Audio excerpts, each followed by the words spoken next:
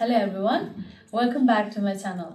Today I'm super excited to share with you about one of the most important tests for studying or working abroad, the IELTS exam.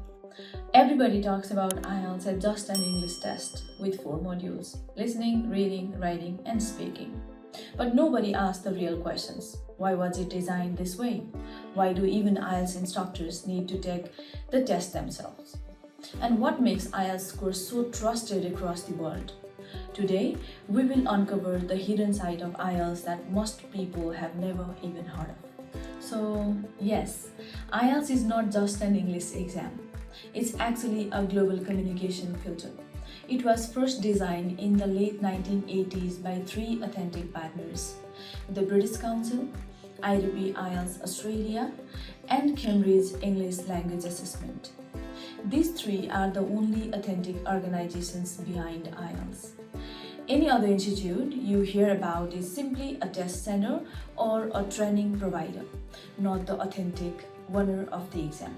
The main purpose of IELTS goes far beyond testing grammar rules. It is designed to measure whether you can function in real-life situations, whether you can study in foreign classroom, follow instructions in a workplace, interact with people from different cultures, or even handle daily tasks like opening a bank account or explaining your ideas clearly. In short, IELTS is a way to check if you can just survive but actually thrive in an English-speaking environment. And remember, IELTS is not as tough as many people imagine, but it's also not as easy as some think. It's a fair test of your skills, and with the right preparation, anyone can achieve the score they need. Okay, so let's know about the 4 modules. The first module is listening, and it's often misunderstood. Many people think it's only about hearing words and writing them down, but that's not true. The IELTS listening test is actually designed to check your multitasking skills. While listening, you also need to read the questions, predict the kind of answer that might fit, and write it down all the same time. This is actually what happens in real life. Think about sitting in a university lecture. You are listening to the professor, trying to understand the main ideas, and at the same time, taking notes that you will use later. Or imagine being in a workplace meeting, where you must follow what's being said while quickly noting important details. That's why the test uses different accents like British, Australian, Canadian, even American, because in the real world, you'll meet people from everywhere, not just one region. Yeah? Okay, so another unique thing about IELTS listening is that it trains you to be alert. You only hear the recording once, so you have to focus with full concentration, just like in a real life conversation where people don't repeat themselves again and again. So listening is less about perfect English and more about how sharp, attentive and responsive you are in real world communication. Now reading. The second module is reading. And just like listening, it's often misinterpreted. Many people believe it's only about finding answers quickly. But the IELTS reading test is actually much deeper than that.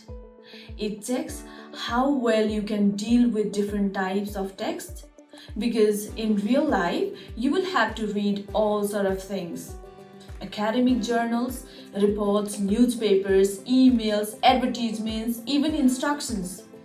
That's why the test includes different types of passages and question styles.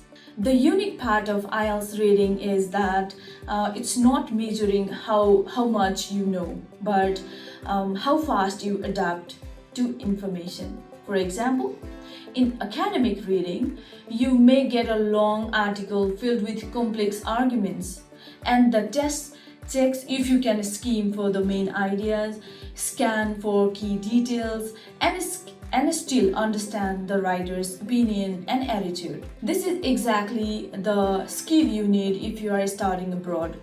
Imagine having to read 50 pages for tomorrow's class. You cannot read about word by word, right? You need strategies. In general training reading, the focus is more on practical text like notices, advertisements, and workplace instructions. Things you would actually face when if you were living or working in an English-speaking country. Another interesting thing is that IELTS reading is really a test of time management. Almost everyone feels the passages are too long for the time given. And that's intentional, you know. It's not testing if you can read slowly and perfectly. It's testing if you can write right, pick out important points, and still read accurate answer under pressure. So reading is not just about your eye moving over the text. It's about using your brain to process information quickly and smartly, just the way you will need to do in everyday life abroad. Now let's talk about writing. The third module is writing. This is where most test takers struggle, not because their English is poor, but because they don't understand what IELTS is really testing. Writing is not about filling the page with big words or complicated grammar. It's about how well you can organize and present ideas in a clear, logical way. Think of it as a mini version of what you will actually do abroad. In universities, you will need to write essays, research papers, or reports. And in workplaces, you may have to draft emails, proposals, or even short analysis. That's exactly what IELTS prepares you for. For example, in task 1, depending on whether you are taking the academic or general test, you either describe visual data like charts and graphs for write a formal or informal letter. The real purpose here is to see if you can pick out the most important details and communicate them without copying everything. And another example, in academic task 1, examiners don't want every single number. Okay, they want to know if you can highlight trends, compare patterns, and summarize information in a professional way, just like you do in a presentation or a report. And what about task 2? Task 2 is even more interesting. It's not simply write an essay. It's a test of your ability to build an argument. You are asked for your opinion on a social issue, and the examiner wants to see how you structure it. Can you introduce your view, support it with reasons, balance it with examples, and then conclude clearly? In other words, IELTS is checking if you can think critically and express that thinking in English. Many people don't realize that coherence and cohesion carry as much weight as vocabulary and grammar do. Cohesion and coherence is all about how smoothly your ideas flow, which is one of the most important things in IELTS writing. Another unique thing is that IELTS examiners are trained not to reward memorized answers. So the more natural, organized, and original your writing is, the better your score will be. So IELTS writing is less about showing off English and more about proving that you can communicate complex ideas effectively. The exact skill you will need in real classroom, real jobs, and real life abroad. Now let's talk about speaking. What speaking is. Fourth module is speaking. And this is the one that most people either fear the most or underestimate the most. Many think it's simply about talking fluently in English, but IELTS speaking goes far beyond that. It's not testing whether you sound like a native speaker, it's testing how well you can communicate your thought, even under pressure. Think of it as a face-to-face interview, but with a very specific purpose. to see if you can interact naturally, maintain a conversation, and express ideas clearly. This speaking test has 3 parts, each with a hidden purpose. In part 1, where you are asked simple questions about yourself, your family, your hobbies, your daily routine, the examiner isn't really interested in the details of your life. They are checking if you can handle small talk and speak naturally in everyday situations. In part 2, you are given a cue card and 1 minute to prepare before speaking for 1 to 2 minutes. This tests your ability to organize your ideas quickly and keep speaking without long pauses. Very similar to when you are asked to explain something at work or give a short presentation in class. Then comes part 3, which is more like a discussion. Here, the examiner pushes you into deeper topics, social issues, education, technology, environment, because they want to see how you deal with abstract questions like it, how you argue, and how flexible your language is when the conversation becomes more complex.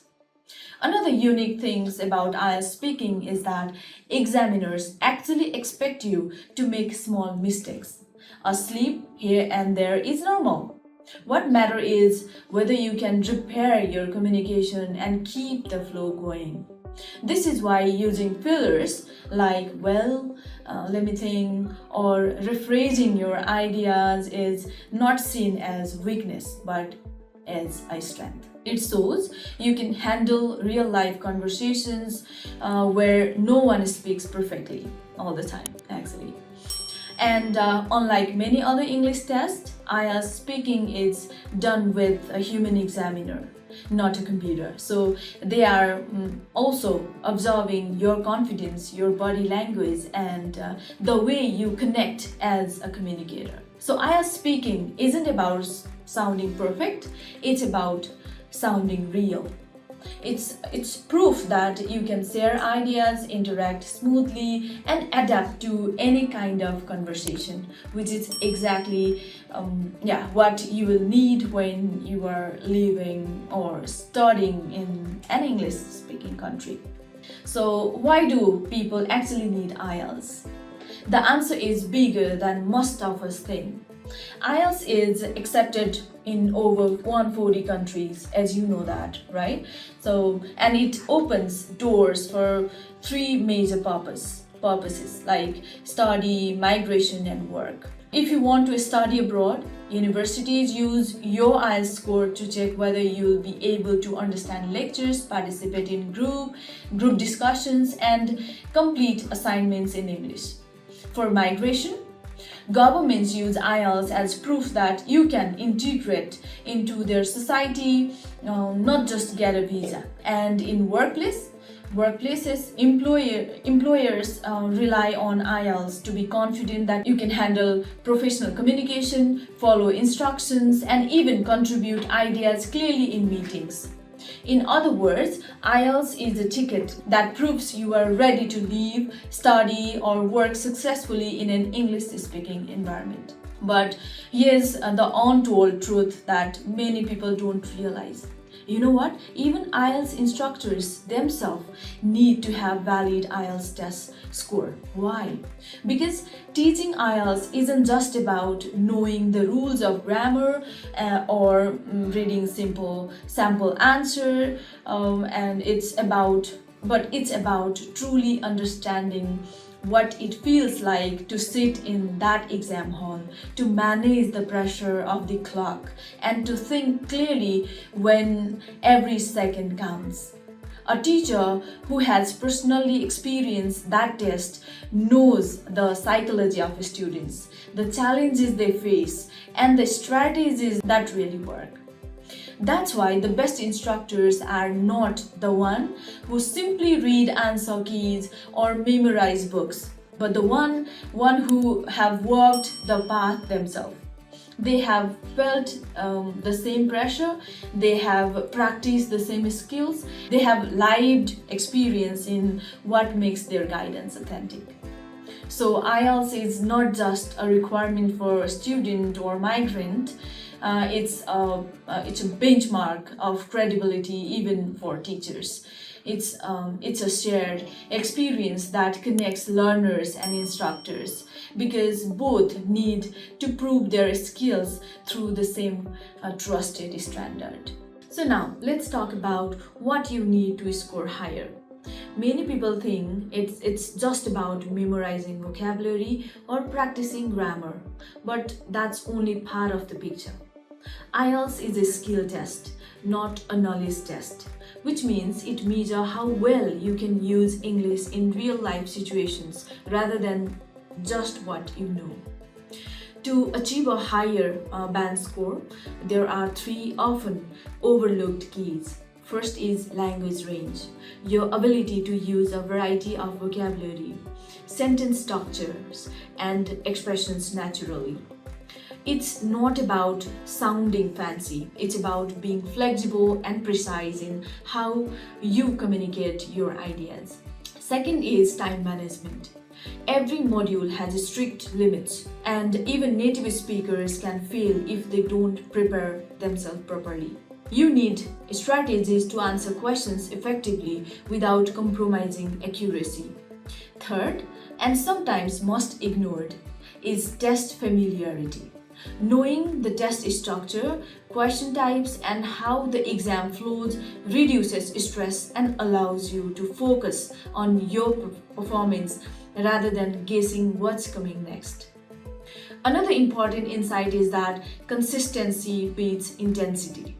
Starting for 1 hour every day over a month is far more effective than cramming 10 hours in a single day.